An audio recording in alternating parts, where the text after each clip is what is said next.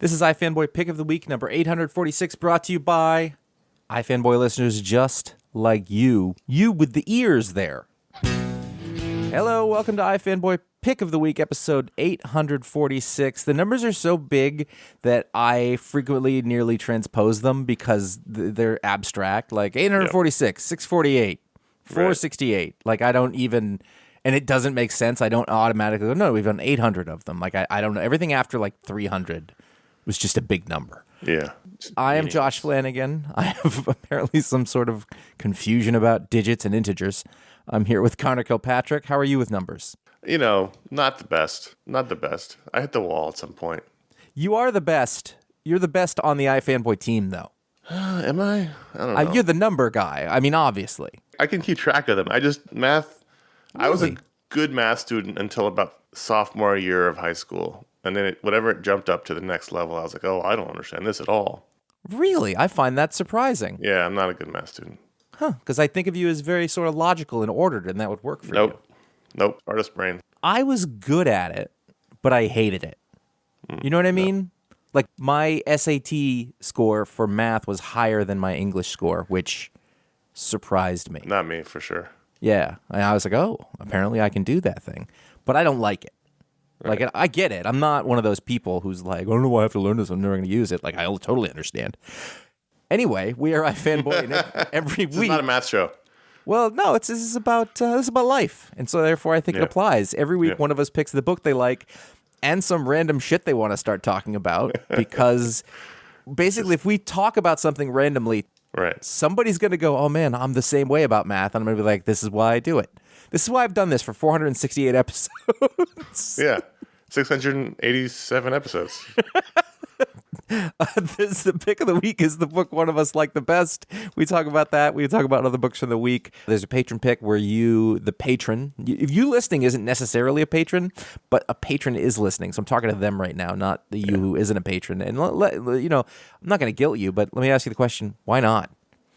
We will also answer listener mail if we have time. This is your spoiler warning, exercise caution. Conor, you have the pick of the week.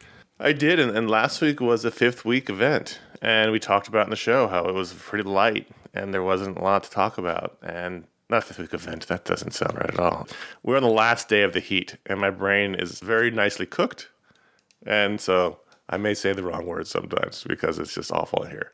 Anyway, last week was 5th week, kind of light, but still a lot of interesting things to talk about. This week, not a 5th week, still pretty light. And when I finished reading my stack, I was like, ooh, oh no. Because there were a lot of books that were good. And a lot of books that we're going to talk about were good like setup issues or middle issues. You know, getting from one act to the next act or one point to the next point. You know, they were good. But, you know, nothing to really blow you away. And so I finished my stack and I went off and did some stuff and I texted Josh and I said, I don't know what I'm going to do right now. I got to think about it. And I ended up going with She-Hulk, appropriately numbered 169, from Rainbow Rowell, Luca Moresca, Rico Renzi, and Joe Caramagna. See, that number, if you transpose the digits in that, then they don't make sense. Well, I know this isn't the 600th or 900th issue. It could be 196, but... I've been enjoying this entire series. We talked this series a lot. This is probably, I think, the second time it's been pick of the week. Out of 6, this is the 6th issue of this volume. There's almost nothing in She-Hulk that's going to blow you away. You're not going to go, holy shit. That last word was key, because you paused. Yeah. It's a really good book that Rainbow Rowell is using to straddle several genres. I mean, She-Hulk's always been that kind of character in comics where, you know, as established by John Byrne in the 80s with her original series, you know, it's as much a lawyer book as a superhero book, and this is as much a romance comic as it is an adventure book. There's a lot going on here genre-wise. And when you take a step back and you don't really know what you're going to pick and look at this issue, there's a lot to like here. There's a lot going on that's really fun. And at the end of the day, it actually made my choice very easy, because what this book does is makes me happy. It's a great story. The characters are fun. The art's terrific. And it's unlike every other superhero comic that I'm reading right now. And that's a lot of fun. She-Hulk's always been one of those characters I really enjoy. She's, you know, one of those great, I guess a B-level character, one of those great B characters that you're always happy to see show up. She's unlike others. She's not like the Hulk. She's very comfortable in her body and her skin. And if that means she towers over everybody, so be it. And so here we have, I don't know how much of a meta commentary this is, but the very first page is She-Hulk at a bakery, and she says, okay, sure, I'll try the cheesecake. And I don't know if that was like a meta thing or not. She and everyone's favorite bestie, Patsy Walker, are having fancy dress and cake Wednesdays. She is the bestie of many, isn't she? I can think of 3 right off the bat. She's like Spider-Woman, Jessica Jones, and She-Hulk. Yeah. So, I guess Spider-Woman and Captain Marvel are best friends. It doesn't matter. And Tony Stark. Yeah. Anyway, they're having fancy dress and cake Wednesdays at this bakery. They're talking about Jack of Hearts. She stole or purloined Jack of Hearts' Avengers file for She-Hulk. Jack of Hearts has shown up in She-Hulk's life, living in her apartment, or the apartment Jen Van Dyne gave her after dying way back in Avengers Disassembled, which was what, 2000? 1999? Long time ago. Long time Not ago. like this. 20 years ago. And in the midst of that, she's also dealing with her law practice. She's got a new job, and her new boss, Mallory Book, is adamant that She-Hulk sign no superhero clients, which is diametrically opposed to how it's going on the TV show. And unfortunately, that's Jen's world. And so here she's got a fun little meeting with Nightcrawler, who is incognito, who's wearing a hat, so no one can see that it's him. And basically wants her to represent all of Krakoa. And the giant size of that business placates the boss, because that's a lot of business. That represents many billable hours. Oh, yeah. They'll need more lawyers for that one. And then at the end of the issue, we finally get what we've been waiting for 6 issues, even if it's still overall somewhat perplexing, is Jen and Jack make out on the couch and then walk to the bedroom, and Jen gives us a little look at the end, which is, I think, the first time we've had her sort of break the fourth wall in this book, which used to be a She-Hulk hallmark. I guess she does. I wasn't thinking of that. She gives us a little tiny look, and it's far enough away. It's a long shot that it's not super obvious, but it looks. I mean, I don't know who else. I see that. I didn't see it that way. I thought this is like a final check of the room. She's a superhero. She's used to checking her security or whatever. But I think that you make a valid point. That's certainly possible, and I know that Rainbow is very much a fan of the burn stuff. Right. Like that was her jam. So I mean, if that is the case, I think that's really brilliantly subtle. Yeah, I liked how it wasn't like knocking us over the head. It was just a little nod to it. I don't know if you noticed, Josh, or realized, but Jack of Hearts has a mansion in Connecticut. They mention it about 45 times in the issue. Yeah, I did notice. I just thought this was super fun. I think Luca Maresca is terrific, especially for this kind of story where he did a great fight scene in the first issue, but mostly it's been sort of romance comic-y. And he does great acting and great facial stuff, and it's really terrific. I mean, I was looking through this, and it does have the feeling of a different genre of comic, I guess. Like this issue doesn't have any action. It doesn't feel like an action comic. It doesn't look like unless you're talking about the action on the couch. Hey-oh. Hello. But when you talk about, I'm trying to figure out how to describe it because I don't know, but it's about like how this woman is running her life and how she looks, and it's like a different set of standards than what we normally see in comics that are all from a super male perspective. And as I look through it, like the fancy dress day and the glamour sort of the things, and they do that. And that first page when she's looking at the cakes and she just say, I'll try the cheesecake. I think it's pretty obvious. Like you're reading it that way. All the men, are wide-eyed staring at her. Actually, one of those might be a woman, but who could blame her? Well, she looks great in the dress. She looks amazing. And it's one of those things like you've got a drawing and she's got a sexy body or whatever, how you draw it, but she's also got her muscles and she's whatever. And I think those triceps. And the idea is the men are just like, I don't know what to make of this, but I can't look away. And I think that the drawing does the same thing. And now comes the small nitpick of the day. Look at her ankle. The front-facing angle. That ain't right. Right. That ain't right. Also, it's the same thing on the next page in the second panel. Like, everything looks awesome. Shouldn't curve like that. Yeah. Ankles don't curve.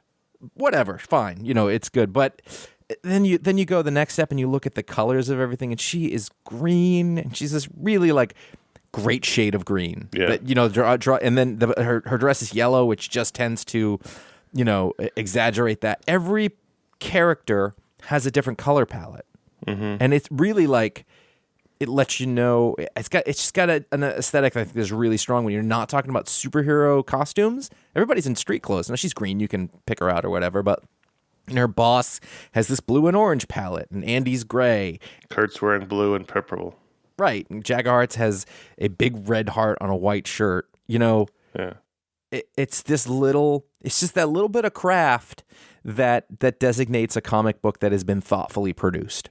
And you don't notice it until you notice it, and then you can like appreciate it. And then there's even like, I'm really noticing colorists lately. I don't know what that's about, but there's a page where he's about to touch her, and they're worried about it because they cut to a flashback of the last time he touched her, and they colored it bright yellow. So there's no confusing the fact that that panel is not happening on this page. And I've read other comics where it is not clear, and here they left no doubt in it, and it is like top-level comic book storytelling. This is the stuff you got to do to get it right. And even like on that second to last page, they go into the bedroom, and they're sort of touching hands here, and the background of that one is purple, which highlights that moment. It keeps it dramatizes that panel. on that. Yeah. Yeah. Rico Renzi is the colorist. He did Really great work.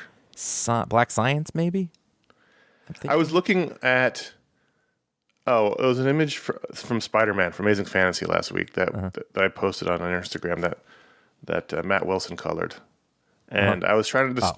It's not flat coloring, but it's not the kind of coloring where you're trying to render out every muscle with the color or every shade with the color. Right.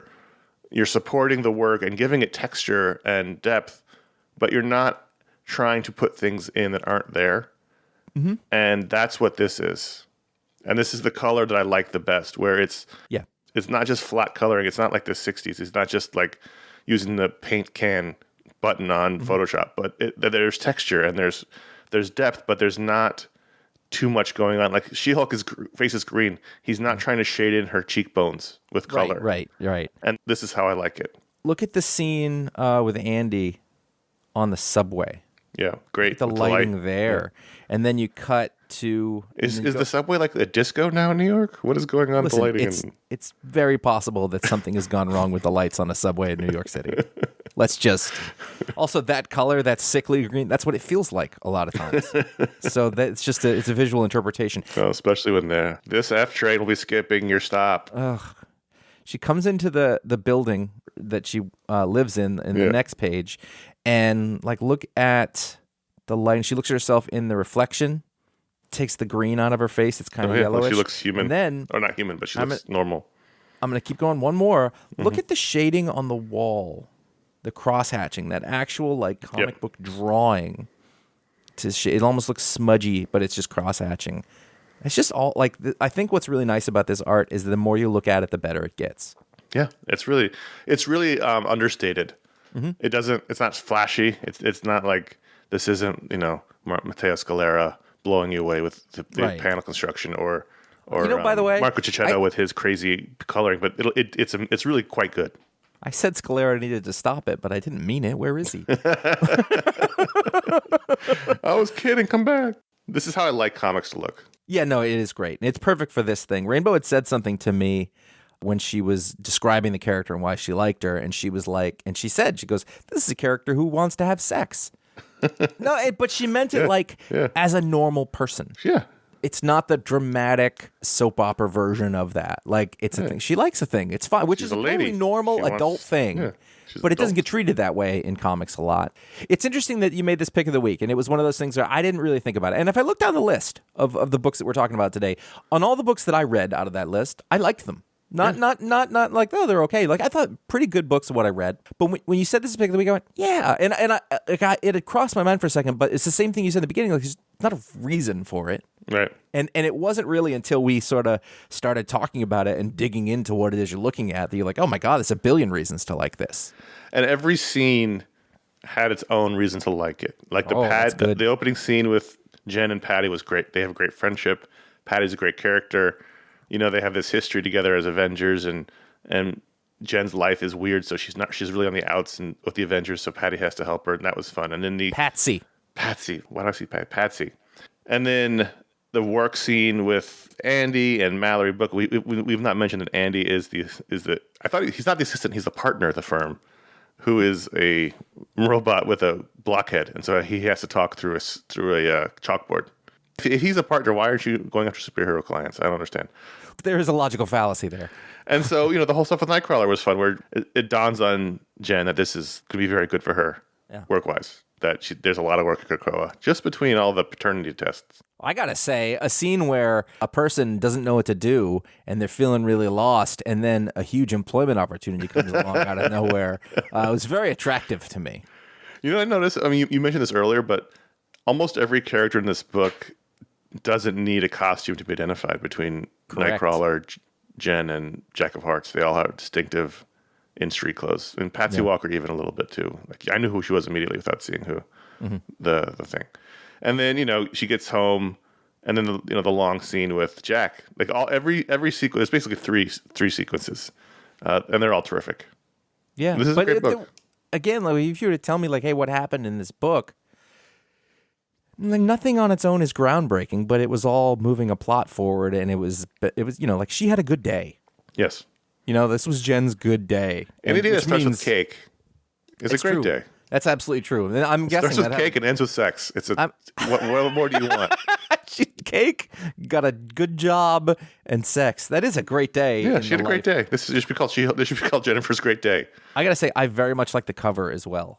Patsy gets shunted aside for a Nightcrawler on the cover. They're having English tea appropriately this week. But all of these covers have a sort of very sort of, they're not bodice ripper covers, but they recall sort of romance. Well, this one specifically is a little stiff, and the composition is a little wooden, but like it works. But look at their legs; they're crossed. Yeah, like they're both sitting with their legs crossed, and both of their feet are crossed over each other, which is like body language stuff. Actually, yeah. Look at her. I'm gonna pick on something again. Yeah. Look at the position of her left leg compared to where her knee. Like, that doesn't work. Who knows with She-Hulk? Well, her left leg should be further forward. The knee needs to be under that crook. Sorry. I'm sorry. It's a good cover. I still like it, but that's an anatomy problem. So that was my favorite book of the week. But there were other, like Josh said, I liked a lot of these things this week. And another book I enjoyed was Dark Knights of Steel, Tales from the Three Kingdoms, #1, which was a one-shot special tying into Tom Taylor's Dark Knights of Steel, fantasy Elseworlds book that's not an Elseworlds book. This features 3 stories, one by Tom Taylor and then 2 others by other people I've never heard of, but they were equally fun. Yeah. When I first started this, I thought, oh, no, I don't. I was ready for the next chapter or whatever, and then I saw like other people had written the other bits, and I was like, it's no good. But actually, I thought all the stories worked. They all felt of a part. They all felt consistent. If you told me that Tom Taylor had written all these, I would have been like, okay, yeah, that works. Yep. Yeah. The first story is a Jimmy Olsen story. That's basically issue length. I think it's 20 pages. So this would be like a full issue if it was on its own. And that's a fun one where we see Jimmy get rescued from the Arkham orphanage by Perry White and his wife. And he helps uncover that they're experimenting on kids at the orphanage. That's how you're getting all the Batman villains like the Penguin and Killer Croc and people But like that. they're not villains yet. Right, but the characters are being experimented on. That's why they're different looking.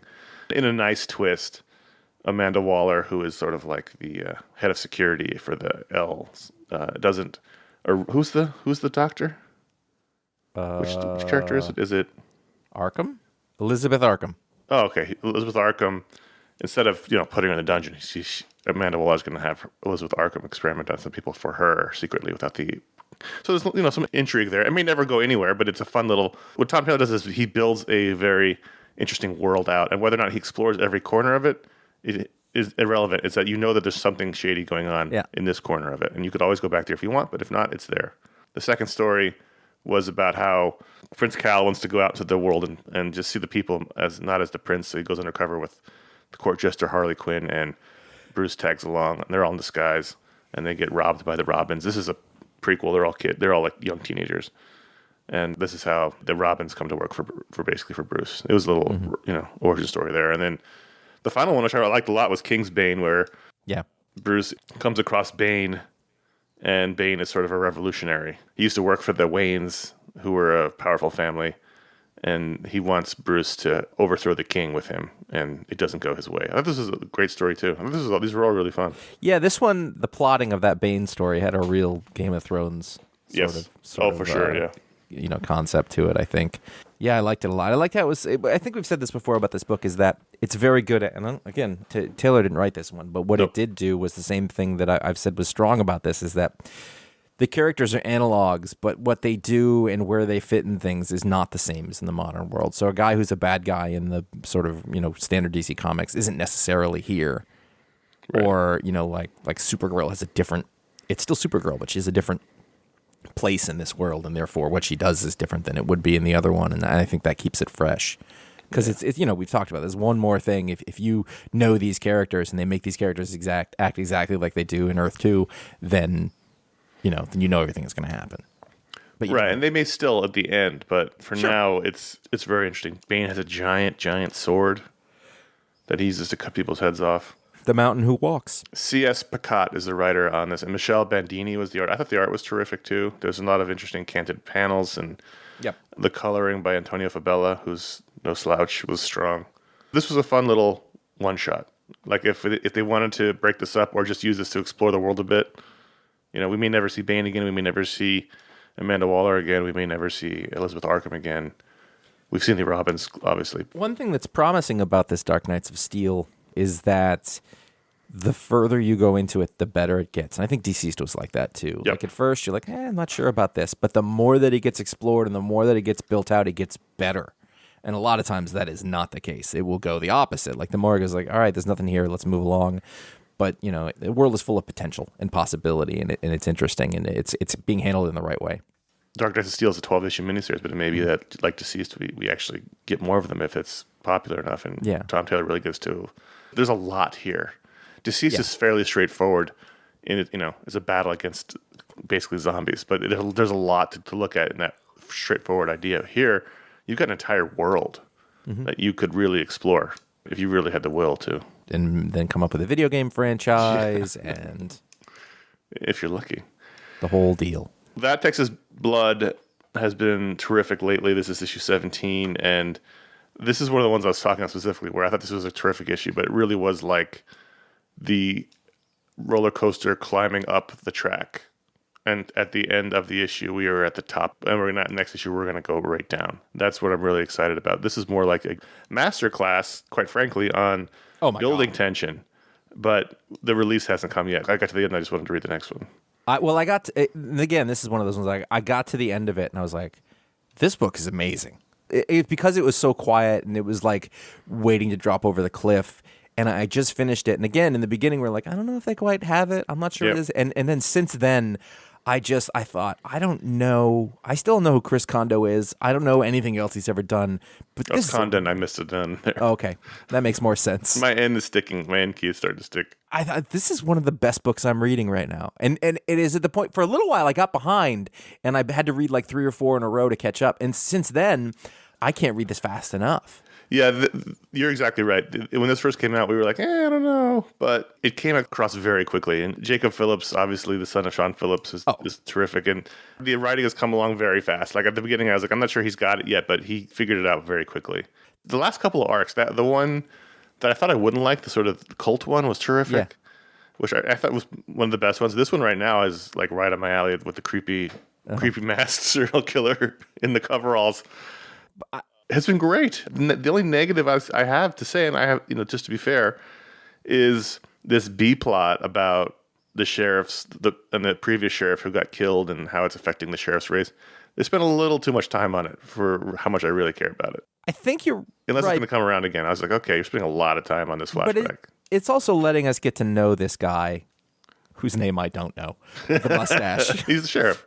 Yeah, sheriff guy. I mean, like, we finally got character development with him here because he is so taciturn. And like, when the other guy, he's like, just talk to me. And I was like, yes, talk to him. And it's so unusual that you've got these two older men in Texas, and he's like, you got to talk it out. I was like, he's showing a remarkable amount of emotional intelligence that I'm not sure that he possesses, but I was so glad he was doing it. Right. And I had sent you there are some pages in here that are my absolute favorite kinds of pages. Yeah. And I sent you a screenshot of one of them, and it's page 2 of this book, and it is the woman driving home. So the page before that, you see the guy breaking in, and he's snipping the cable and breaking in through the door and, going in. It's all sound effects, which, by the way, don't need to be there and aren't great. I just don't like I don't like the way the sound effects are actually produced. Yeah. The next page, though, it's snowing. She's driving home, is a lot of quick inset shots, between 2 wide establishing shots. And there's a close-up every other panel of the light, the red light, and the last one We're is... zooming in the red light. We're zooming in on the red light. The last one's just a full red screen, and then there's that dark dashboard with a blinker on it. And I just thought, that is a goddamn page. And like, either Jacob Phillips, and I don't know how old he is. I know that Sean Phillips has been around a really long time, but, you want to talk about a kid who, I don't know if he's a kid, but like, he inherited every single bit of his father's ability to tell stories. Mm-hmm. There's another page. There's all these silent pages in here. Yeah, it's good. And it's so good. The only thing I didn't understand was she finds the guy in his garage and he's cut himself. Yeah. I guess he tried to kill himself, but she looks over at the thing on the ground that and I was like, is that a rearview mirror with a really long post? Right. What is that? I don't know. It's got bulbs in it? It is definitely. It definitely looks like a rearview mirror. If you look on page 12, when she looks over and sees that that's what it was, Yeah. there's like bulbs on the one side. I don't know if it's like a desk light. Oh, it does have bulbs. Oh, is it like a fluorescent light thing? I guess. I don't know. I don't know what it is. That's my criticism, is like, I don't actually know what he did. I'm not clear if he tried to kill himself. Is he the father of the girl that died in the first part? I believe so. Okay, that's what I thought. I believe so. So you have the serial killer has targeted the woman, basically admin woman, Donna Abandando, of this that came from deep, and I was like, I'm gonna just jump and see if it comes, and it did. She's the Donna Abandando of this office, and if you don't know what that means, I don't know.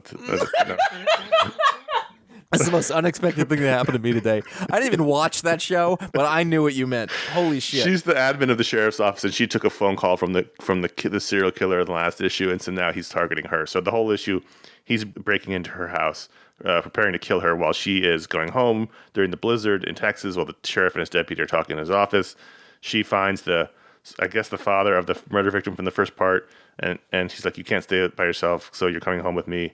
And so now they're all going to collide back at her house, because I think it doesn't end with her pulling up to the house. So yeah, I'm glad to have turned into the kind of comic book reader who gets to a page where the killer, it's a page where the killer makes a sandwich. That's all. He makes a sandwich, he opens a beer, and he sits on the counter and eats it. And this is my favorite thing to do with comic books. Like, put you in a place, control pacing. Like, I would imagine there's probably editors who are like, why would you do that? You're wasting a whole page in here. And for me, that's what's great about this book, is that you get to live in, it's a quiet book. It's these interstitial moments of mechanics. So like the first page is him breaking into the house. It's sort of the mechanics of that. And then it's her going home. It's the mechanics of that. And then here it's literally a page of making a sandwich. He's got the mayonnaise. He scrapes it on the bread. Then he puts the meat on. Like, it's like there's these quiet mechanical pages where we just sort of contemplate what is actually happening, and that builds tension through that. And then where he shaves later on, the same thing. Like, also, he's leaving his DNA everywhere.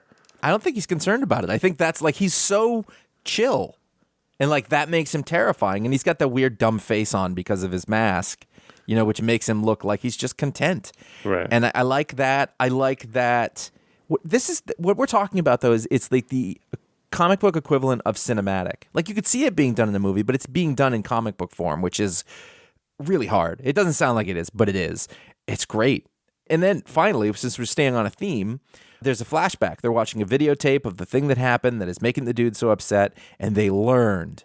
Earlier in the series, they had flashbacks, and it was unclear what was the flashback and what wasn't. But in this one, they colored it in such a way that it was unmistakably a thing that happened in the past. And I remember that was a specific problem with the first arc or whatever of this, is that they were jumping around in time, and I had no idea what was where, and they figured it out and they fixed it. Yeah. Yeah. It was a good issue. Yep. This might be a top 5 series for me right now. 18, I'm very excited for when it comes out. It ends with that really creepy shot of his creepy face looking through the window as snow comes down, and we pull out to see the car coming. It's not going to be good, the next issue for Donna. Certainly not. Hey, I read Alien #1. You read all through? No, the reason why I read it was because I'd read that first arc, about the activists going to the station and fucking everything up. Yep. And then I was like, I think that's good. I'm done. Like, I don't need more. Like, sometimes you're like, I'm done. That's fine. But then last week I finally listened to your solo show because I finally read the books, and you were extolling the virtues of Alien, the series that Philip Kennedy Johnson's still writing. I think you're talking about the annual in that show. And you were so eloquent about how much you loved it. I was like, well, fuck, I should probably read the next #1 issue, even though we just had a #1 issue. And I did, and I liked it, even though, again, this is very much a setup issue where things haven't really happened yet, which is why there's a lot of that this week. I mean, the other thing is that, like, that series went on to sort of build out a lot. And it's all described. There's a very good recap paragraphs in these issues, actually, where they give you the timeline, which is really nice. Also for the movies. I was like, oh, that makes the movies clear to me as well. So that's what happened in the third one? And so, like, all of these things are, I assume they'll come together in some way, but right now they're being built out separately. So there's this sort of backlog of plot and things that are, happening. And this one was a different kind of story at the beginning. It was like, they made superhumans. And I was like, no, these are synthetics. Yeah. And they've all decided they don't want to be part of this anymore, and they go somewhere else. And I really love the way that the alien world handles androids. Like, it's they're all over the place. It's very different. The who's Lance Henriksen? What's his whatever his no, I can't. There's too many sci-fi androids. I think, and I don't know if it's like this in here, but in the comics, like, there's different versions of him, and you're always thinking you're looking at the same person, right? But it's a different, and I think that's fantastic. I thought this issue was pretty good, but again, we're starting a new one. I just finished up a big arc. Bishop. Yeah, Bishop. There you go.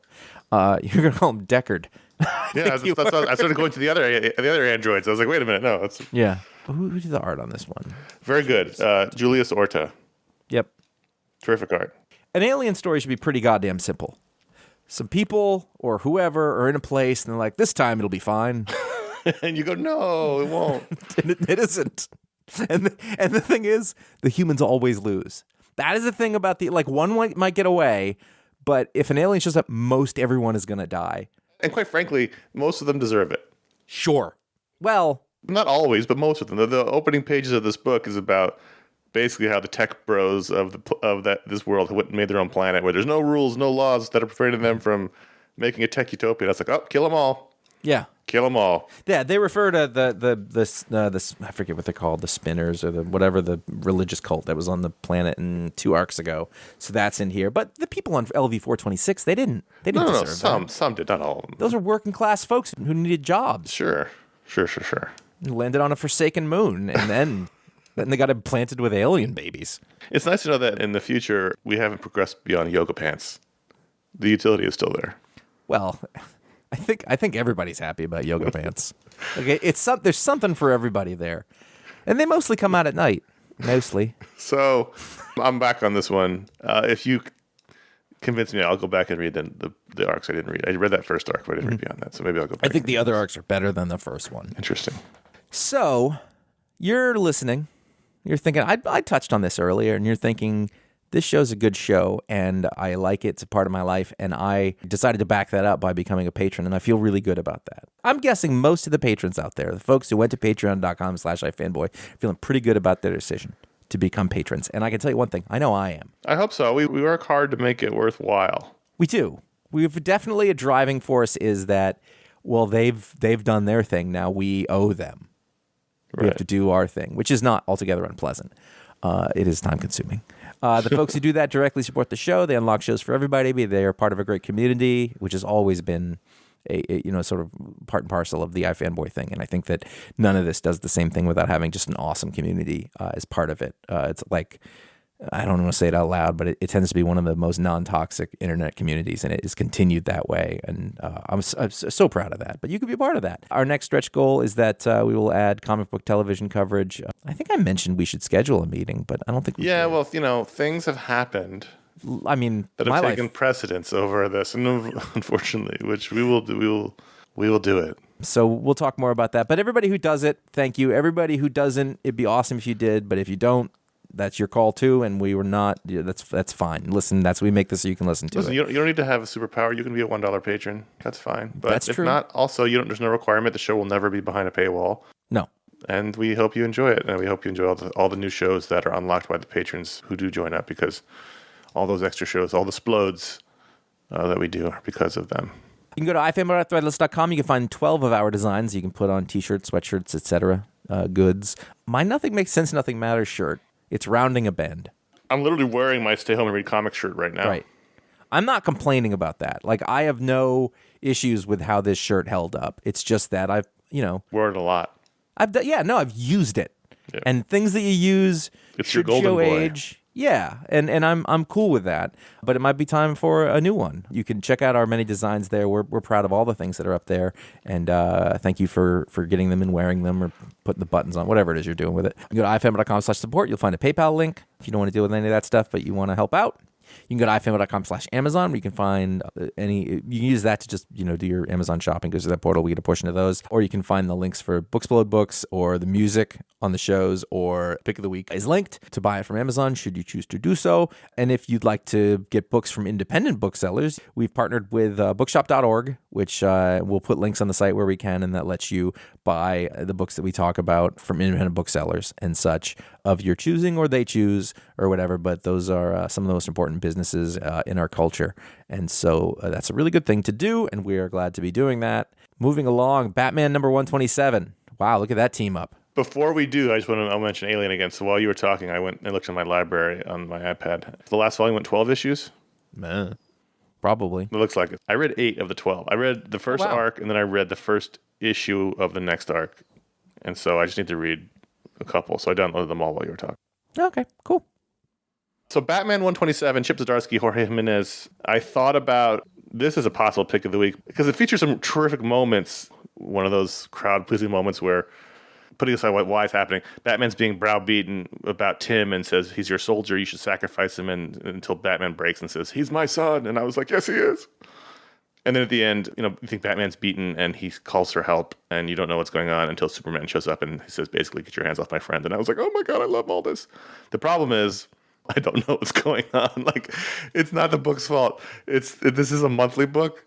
And this week I was like, I do not remember what happened in the last issue. I definitely read it. I just don't know why anything is happening.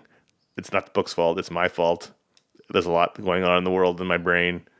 I was like, should I go back and read the last one? I was like, I don't have time. And so I was very confused. And also, because it's like a nesting doll of Batmans in this. Like, Batman, he created the backup, the Zen-era Batman, who's like Batman without the Bruce Wayne in him. But then there's a second backup. Like, he made his own backup. So there's like 3 Batman. I was just like, I don't know what's happening. I'm very confused. So it's not the book's fault. It looks great. It had great moments in it. But I might need to refresh this arc and reread it because I don't know what's going on. I feel like I just had to let this one go. I didn't read the first one. It's very good. Yeah, I get it. There's only been 3 issues. I know. I just forgot. I don't remember. And then the backup story, Catwoman, the whole thing is that the Batman murdered Penguin and that's a whole problem. But in this issue, we find out in the backup that Catwoman has tracked Penguin down, working as a florist in Metropolis with facial reconstruction surgery. He framed Batman, as we all know he did. We knew Penguin wasn't really dead. What? Anyway, it is good. I'm not knocking the book. I'm knocking myself. I was like, I don't remember what happened. I'm very confused. Also, Zen-era Batman was like 20 years ago. And I was like, wait, what was his deal again? I just didn't remember. Was that? That was Grant Morrison. Grant Morrison? Yeah. Yeah, you said it and it was like barely registering. And I was like, I remember it. I definitely remember it. I definitely liked it at the time, but I couldn't tell you a thing about it just because it's been a long time. There's been a lot of comics. Along with the theme of sort of liking something more the more it came along, I find myself really liking the Punisher book. You do. You keep talking about it. Your ongoing curiosity, obsession with the Punisher book is interesting. This one, as we got, I mean, like the hand thing at the beginning was like, I don't think I like this, but the book is kind of about discovering the fact that like Frank doesn't really like it either, and it's turned. It didn't start off feeling like a Punisher book, but it's kind of turned into one. But it's also like it's a treatise. on the nature of the kind of personality that it would take to be this way. And we sort of look back, there's origin kind of stuff going on. It feels like a Jason Aaron book. Yeah. In a way that, the Avengers doesn't. I don't even mean that in a way, but it's sort of my initial, like, the other side scalped Jason Aaron, like, ooh, dark side of human nature. It's been really good. And I think that the art, Jesus Saiz, who's been around forever and can kind of do anything. I really like the style that he's using in the main story. Paul Azaceta, obviously, on the not backup, but like sort of flashbacky stuff. It's a really strong art team with Dave Stewart coloring both of them. Yeah, every issue that's come out I've liked more than the last. And I guess that's what I'm going to say. I mean, I know I keep saying that, but the point is sort of the increasing, like, I look forward to it now. And I think it feels a little, like it's like, oh, this is Jason Aaron. This is the guy who, was writing my favorite book for a long time. And he can do other things. He's written many of my favorite books. It's just a strong, I don't always like Punisher books. No, I mean, I'm trying to think the last time you did like one. It's got to be the Greg Rucka book, which was a long, long time ago. Yeah. So I guess if you're out there and you're reading it or thinking about it, like, I think it keeps getting better. You're not like a Punisher fan, but No. The Punisher is a vessel that allows interesting stories to be told. That's absolutely correct. And also, when you had Garth Ennis doing those Punisher stories in like Vietnam, Punisher Born. Yeah. But also, like, there was the whole one recently, not recently, but the Max one that was a few years ago. Like, he can be a vessel to tell interesting stories. Yes, absolutely. Punisher, what was that called? I don't remember. We all liked it, though. Moon Knight 15, I wanted to mention Jed MacKay, Alessandro Cappuccio, because the aspect of Moon Knight I find least interesting is the DID, is the multiple personalities. Like, it just doesn't interest me that much. Like, get back to Moon Knight's adventures. I don't really need to have him arguing with himself. But this issue really laid out for me the differences. Like, I couldn't have told you the differences between the personalities before, between Mark Spector and Stephen Grant and the other guy. I forget his name. But here, he's having his therapy that has been happening throughout the whole story. And he really breaks down the differences. And it's like, oh, okay, I get it now. I understand these are all separate characters and what they all mean. Mark is the fist. Stephen is the high-class intelligence officer who can move amongst the, rich and powerful. And then the other guy is like the flat cap wearing mustachioed cabbie who moves among Jake. Yeah. Who moves among the dirtbags and delinquents and degenerates of society. Isn't he like the bruiser, though? Well, according to this, and the way that Jed MacKay is portraying it, is that Stephen and Jake are basically full-on, like, intelligence officers. Like, they go out and they get the info, and then Mark takes it and punches people. That's basically how they've got it laid out. So then what they thought was, what we should do a show about is the one that we don't care about the most. Right, the most annoying one. Yeah, right. That show was bad. But this book has been good. I do really enjoy this book. The way that Alessandro Cappuccio and especially Rochelle Rosenberg color it is really interesting. It's not like your standard Moon Knight coloring. It is when he's wearing this three-piece suit, but when he's wearing the suit itself, the costume, it's very interesting looking. It doesn't look like anything I've seen before, the way they've done Moon Knight. I can't even describe it, honestly. It's not sketchy, but it's got this interesting contrast of color in the black and white parts. It's just interesting. But I do like it. I do like this book. I think it's a good book. Awesome. Hey, those are the books we wanted to talk about. It was another weirdly light week, but if you go to the patreon.com/iFanboy and you become a patron, every week the patrons vote. Every patron is allowed to vote. This week, not a lot of voting because I don't know if it was as exciting a week. How much voting happens depends on how excited the patrons are about what's coming out. This week, by a very slim margin, the winner was Star Trek 400. And we have not talked about a Star Trek comic on this show in I don't know how long. It's been years. I don't remember talking about a Star Trek comic. I'm sure we have in the past. Sure. This is from IDW. This is a celebratory issue of the 400th issue, as I said. And I can only imagine that for you, Josh, this was gobbledygook.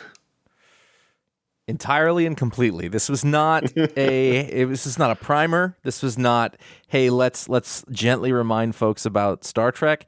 And so I'm going to be honest with you, it's very difficult for me to even begin to rate this because I didn't know what I was reading. Like there were parts of it, especially like I don't know what show it was, but Cole Meany Calmenia, yeah. Yeah, like I was like, I have no idea what this is. I know his voice. Yeah. I know what he sounds like when he talks. That was it. It's a weird comic. It's an oversized comic. It's like 75 pages on my digital reader, but that includes many covers. It has 6 stories, and they all sort of touch on different aspects of Star Trek. I didn't love hardly any of them. Like, I liked the first one, Chris Eliopoulos written, Luke Sparrow drawn. This was probably the most you're going to get in terms of an overview of Star Trek of all the stories. That I got because I knew all those characters, but it very much was like. And it's mostly just it is just the original series characters. And right. Sort of it was like a preamble, though, like of a story. It was an overview of, turns out, Captain Sulu looking back on his career as he goes off to captain the Excelsior, which was in episode. I said issue 6. As he goes off on his own episode. Damn it. Star Trek 6. Anyway, I enjoyed that one, but that's kind of it.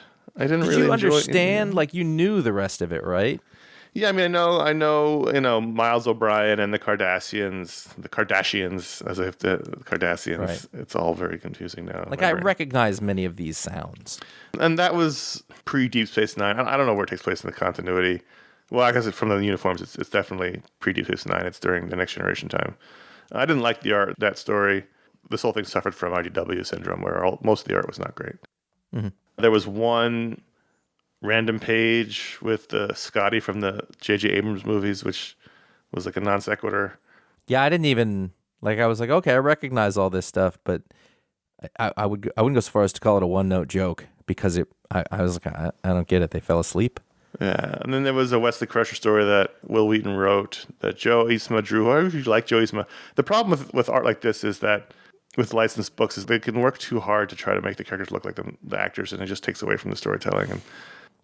So that one was interesting because I have no idea what happened to Wesley Crusher. I recognize it because I saw it enough, but I seem to need to know something that I don't know. But I did think from a meta sense, it was really interesting to have Will Wheaton writing it. Yeah. Do you know? This one takes place during this current Picard series. Oh, okay. And I'm struggling to remember what I'm a big Star Trek fan. I've watched almost all the episodes of all the series, but the details don't always stay in my brain. I believe he was given cosmic powers, and it mentions here that he becomes a traveler and some sort of cosmic being. So he went off and did that. And so he comes back here to talk to Picard. Does that feel like Star Trek to you? Yeah, I mean, the Next Generation had Q, who was this, that's fair. Is it my favorite aspect of Star Trek? No, but it is not without precedent. To me, I think it works better when it's whatever the Star Trek brand of hard sci-fi is. Like, there are rules, there are things. These people are just people who are out there in a bigger thing, and they can try to come to terms with the concepts and stuff that are going on around them, but making them... Well, I mean, even going back into the original series, and that's touched upon in the final story, there's always been these cosmic beings with power far beyond our comprehension, which doesn't mean it's not science. It just means they've always encountered godlike beings. Sure. And I think at the end of that story, he shows up to see the daughter of Sung, who was in the show. I think with the art, you can't tell. The art's been a problem. The Starfleeter story, I just skimmed. I was like, I don't like anything that's happening here with the sort of the chibi art. Mm-hmm. And then the final story, which is the new thing now with all these anniversaries, is you got to have one that ties into whatever's happening in the book. So this is some prelude to the next Star Trek series, featuring the character from the original series, Gary Mitchell, who again gained these sort of godlike powers in the original series. He was Kirk's friend, and I just didn't really care because I'm not planning on reading the next series. There was one scene where in his pupil we see sort of a look at these major characters throughout all the shows, and it's unfortunate that now Jeffrey Hunter has been permanently supplanted by the new guy playing Pike on the new series, because there he is next to Shatner, who should be Jeffrey Hunter but is not. So whatever. I'm a Star Trek guy, and I didn't really enjoy reading this. I just don't like really licensed comics. They just never really capture the spirit of the original thing, because the original thing relies on actors and cinematography and special effects, and this doesn't work for me. Yeah. Ratings: Star Trek 400. Are you going to give it an incomplete? It's tough for me to say, because I'm not the audience, and I don't blame it for that. And it's interesting to hear your perspective on it, but also you don't like licensed comics and movie stuff. I enjoyed the first story. I really did enjoy the first Yeah. story, but that's because I love the original series. It definitely, I was like, oh yeah, Chris is he knows how to write Star Trek-y kind of language. That hopeful aspect of everything. 2.5? I don't know. That's exactly where I was going. It was 2.5. Yeah. I'll split it down the middle. Are you sticking with it? You gonna read Star Trek 1? No. No. All right. No. There are very few circumstances that I would. But maybe if this was amazing, I was like, you know what? Sure. I'm going for it. I've enjoyed the Star Wars comics a lot more than I would have thought for a while. Let me just say this. Not mad at the choice. No, that's I really correct. liked the choice by the patrons. We haven't talked about a Star Trek book. It was not your usual, and I was happy about the pick. I agree with that. I actually felt the same way too. Now, that doesn't mean that reading it wasn't fucking torture. Oh my God. That's not the pick's fault. It's the book and circumstances. But I was in the middle of that like the Declan Shalvey written one. And again, I don't think it was badly written. I couldn't tell you if it was badly written, but I was like, I got nothing here. Those just I need to up the budget on the artists. Jesus. All right, patreon.com/iFanboy. Any patron vote to the book to the rundown. Thanks to all the patrons who vote. But if you give it the $5 or higher level, you get a superpower live on the show, like Patrick Rott. And Patrick Rott's superpower is buoyancy. Bloom? He can increase or decrease buoyancy as needed or wanted. Like a submarine. Yeah, I mean, if he wants to float, if he wants to go down, he can change his buoyancy. Total buoyancy control. Takes on ballast. Let me ask you this. Is he still subject to like nitrogen bubbles in the bends? Sure. I mean, that's Okay. all. He's only controlling the buoyancy. The rest of it still affects him. So he's not going to go down to the, what I always called the marinara trench, because you could put some of that in a pasta, you guys still have a meal. But, he can't go that deep because, he's still subject to that stuff and all that stuff. But he can, That's fair. If he wanted to, like, go down a little bit, he could do that, no problem. He's not able to just drop down in the Challenger deep. No. That's a thing. But if he wanted to be completely on top of the water, change the buoyancy. Yeah, every sea is the Dead Sea to him. That's true. If he was in a submersible. No, it's only himself. Okay. Yeah. Okay. Yeah. Do with that as you will, Patrick. I believe he will. Patreon.com/iFanboy is where Patrick went and got a superpower live on the show. We should do one email. One. Pick. I pick? Okay. Kyle F. Kyle F says, I have moved completely digital about 6 years ago, and I still have a lot of single issues and some long boxes. I have kicked the tires on selling, donating my books since I rebought most of them digitally. And after all the comicsology stuff, I started rebuying graphic novels of runs I love. Have you ventured into binding arcs of single issues together compared to buying collected volumes of books? I'd love to keep my single issues, and if binding them is a solid option, I'm fine with going down that road too. Rather than hunting down every specific volume of the arcs I want. Plus, I can't pass up having the original ads too. I miss that when reading digitally. Would love to hear your thoughts on binding. I don't have my single issues anymore, so I've never bound anything. I think it looks cool. I don't think I'd ever do it if I had my single issues still even. Yeah, I wouldn't do it because part of the attractiveness of the form is the form. Yeah.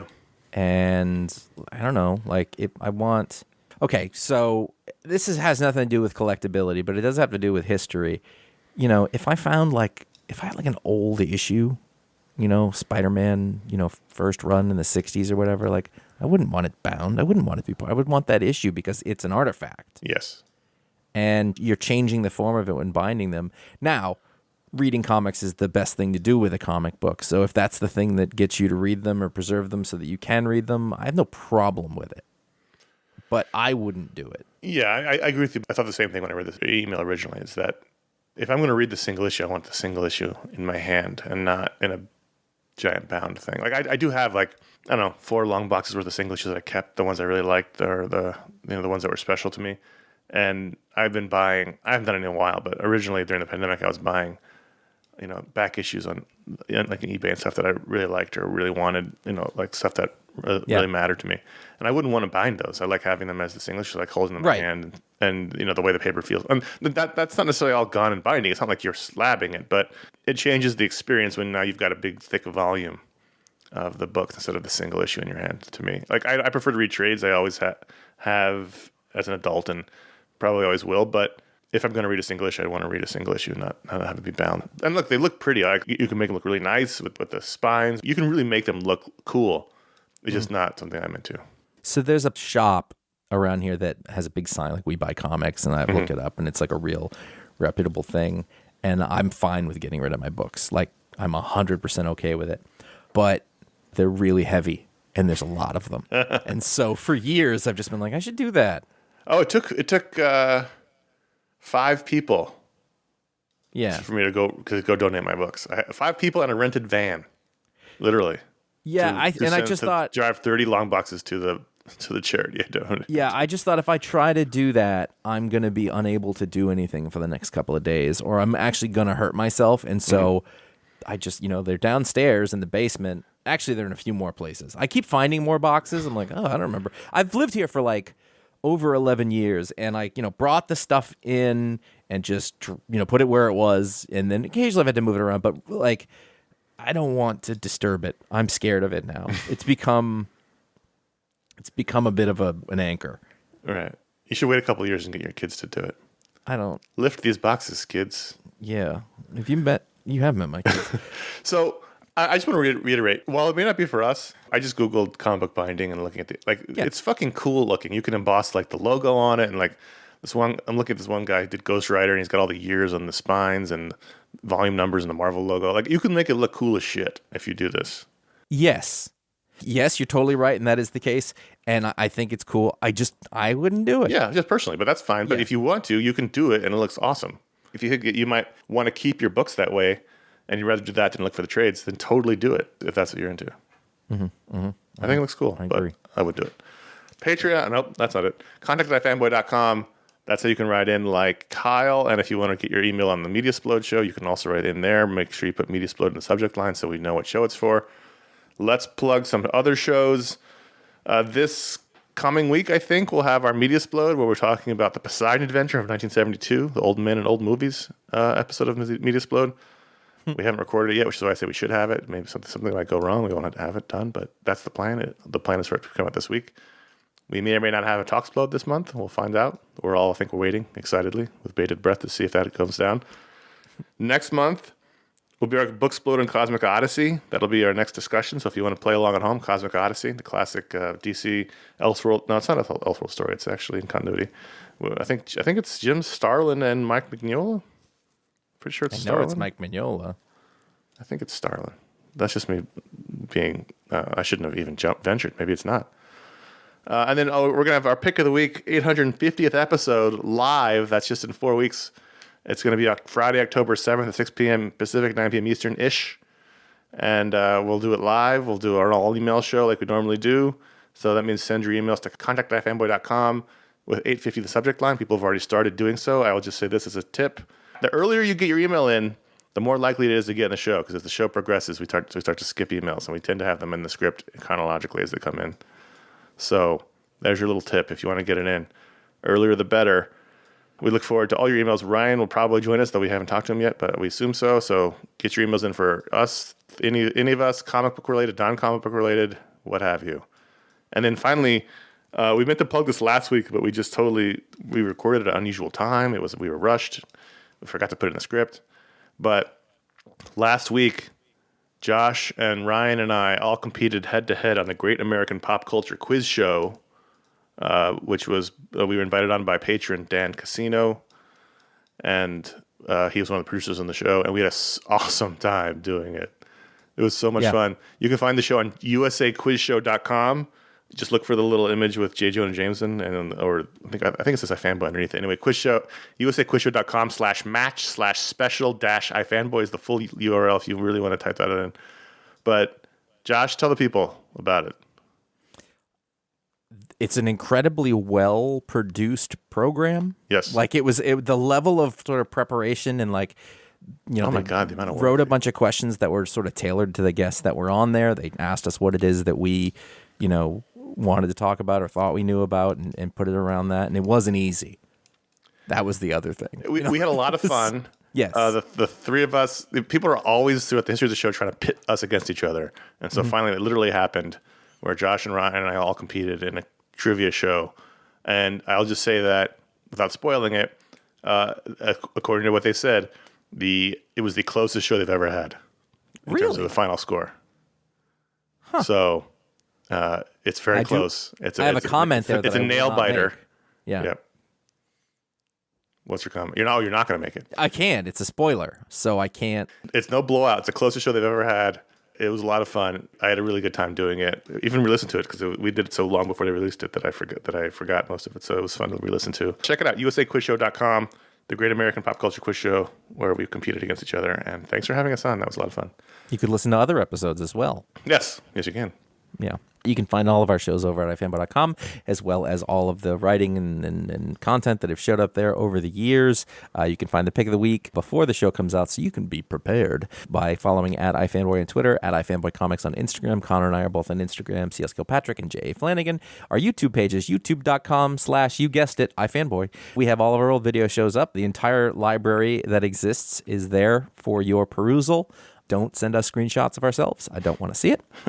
There were 2 missing shows we couldn't find, but yes. Damien from Poland reached out to us with the files, and we're going to get so it will be complete. It will be full. Yes, that's our update. So we said before there were 2 shows that were missing. One was the Walking Dead show, one was a Vault show, and Damien reached out and said, I had downloaded all the episodes in the past, and I still have the files, so we're just getting our hands on them. We're going to get them up there, and we'll have a complete archive. And thanks to Damien in Poland for doing that. Cool. So now we no longer have 2 missing shows. Well, at least it hasn't happened yet, but we will no longer have 2 missing shows in our archive. So it'll be a complete archive of all the videos we did from 2007. 6. or 6 to whenever we stopped, 2012?